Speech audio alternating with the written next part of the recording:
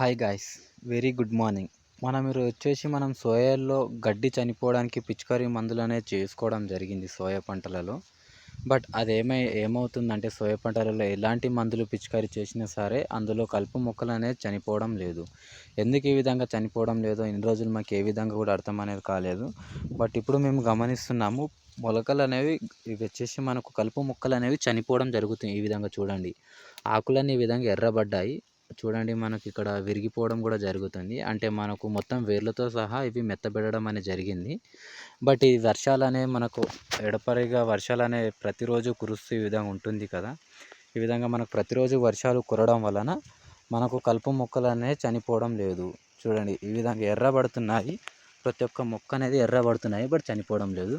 But కొన్ని మొక్కలు అనేవి ఈ విధంగా చనిపోయాయి. చూడండి, కలుపు మొక్కలు మనకు అక్కడక్కడ చనిపోతున్నాయి. అక్కడక్కడ ఏమైందంటే వర్షాలు